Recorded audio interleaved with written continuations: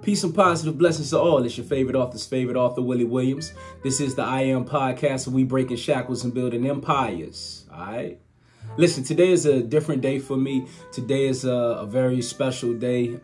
It's a bittersweet day. May 5th was the day that my mother transitioned over to the afterlife. Peace and blessings to my mother, to my queen, to Gail Williams. I love her. I miss her.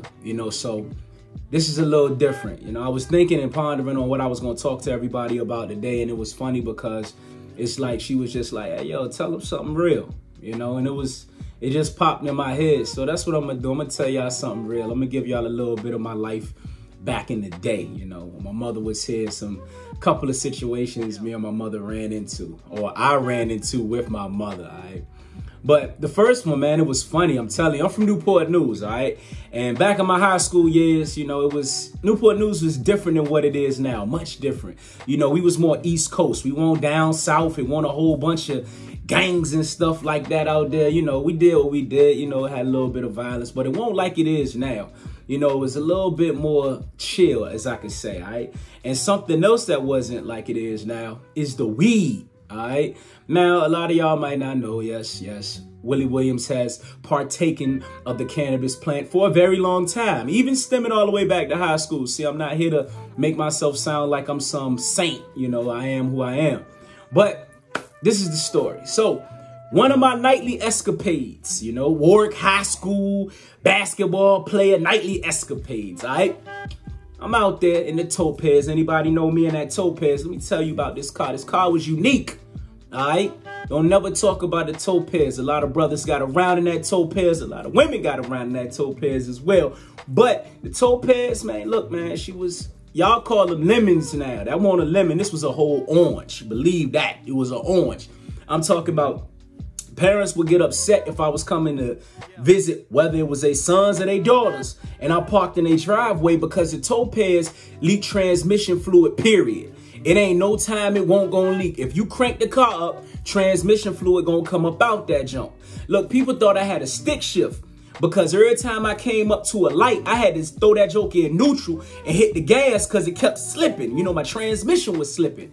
Every time I filled up the tank, I had to get me a bottle of transmission fluid to pour in there just so I could be able to, go forward a little bit. You know what I mean? But look, in the Topaz, a lot of weed was partaken, So back then, we didn't have all of this weed that y'all got nowadays. Back then, we had 3. And Newport News, and any real cat know, it was this. You had some fire, which was your upgrade. This is before Dro.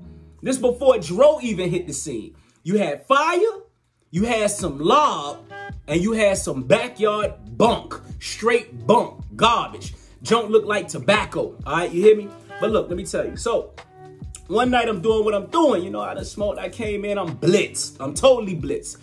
So I come up to the house. I'm walking up the stairs. It's about 11:30, 12, maybe a little bit after 12. Everybody normally sleep. It's the time I get to come in, sneak in, go to bed, enjoy some chips or whatever, snack I'm about to eat because I'm lit. You know what I'm saying? And for whatever reason, when I'm walking up to the door, I hear a vacuum cleaner. I'm like, wait a minute. No. I know Gail ain't vacuuming right now. No, how I'm going to get through this because I'm lit. I don't know what to think. I don't know what to say. But I'm sitting here like, how am I going to get in this house without my mama hearing me? So she downstairs. She doing the vacuuming. So I come up to the door and I ease the key in, right? And as I'm twisting it, lo and behold, the vacuum cleaner stopped. I'm like, Lord, because she done locked the top lock. So I got to go up too.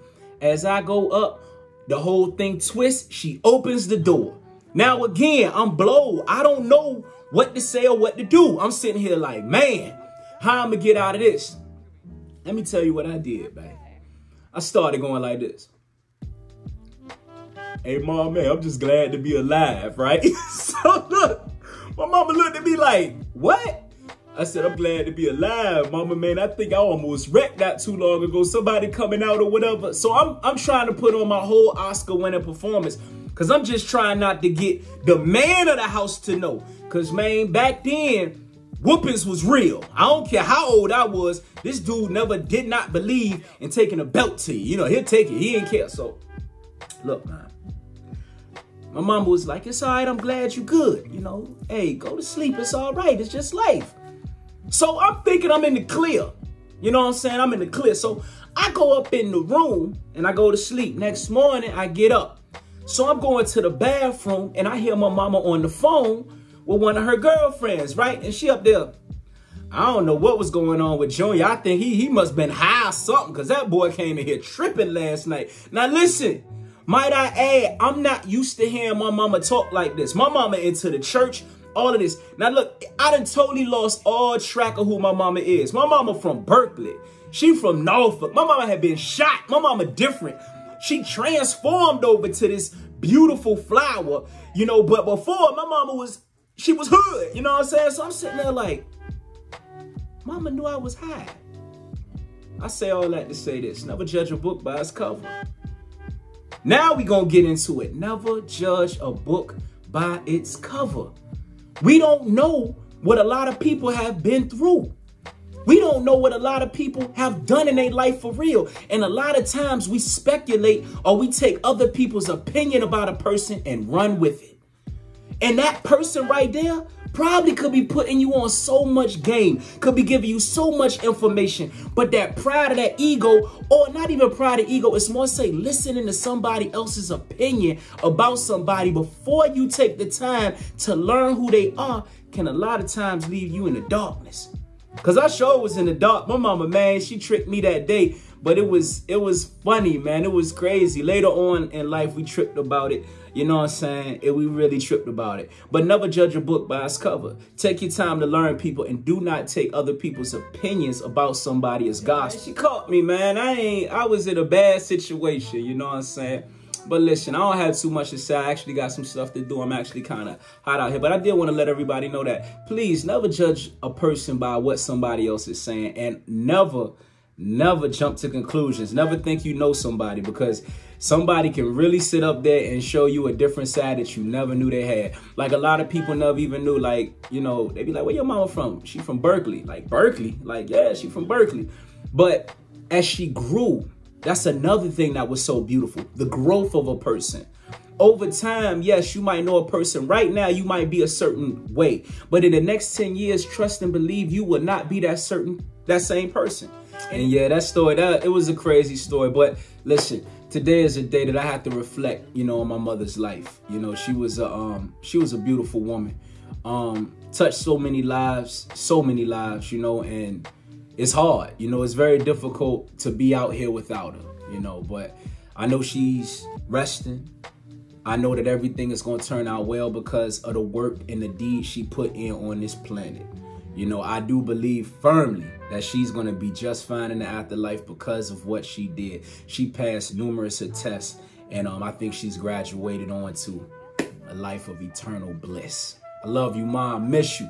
Junior, miss you. You know what I'm saying? I miss you so much. The grandkids miss you so much. Everybody misses you so much. And I just want to say thank you, Mom. You know what I'm saying? Like, for real. Thank you. I didn't always understand the things that you was talking about. I didn't understand some of the disagreements we had. But now as I'm getting older, a lot of those things, I understand where you was trying to push me to. You wanted me to be better. You wanted me to be that man that you knew I could be. And I do appreciate it. One more thing. I'm going to tell you how strong this woman was. What my mother did for me I could never forget it. My mother held on.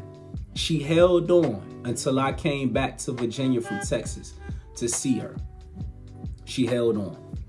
I came and seen my mother and we had a deep conversation, and she asked me to do some things when she was no longer going to be here.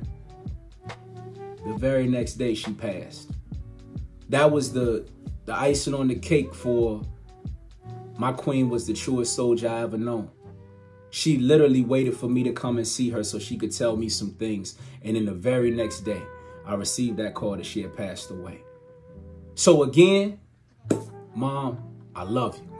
I miss you. May 5th is always Cinco de Gale. Gail Williams, you a queen. You a legacy. You the greatest woman I ever known. I thank you for bringing me to this planet and to this earth. And I thank you for everything you've taught me. I love you. I miss you. And I'm going to hold that promise down. You best to believe it. Junior going to hold it down, Ma. I got you, baby. I love you. And that's it for the I.aM podcast today. Y'all tune in tomorrow.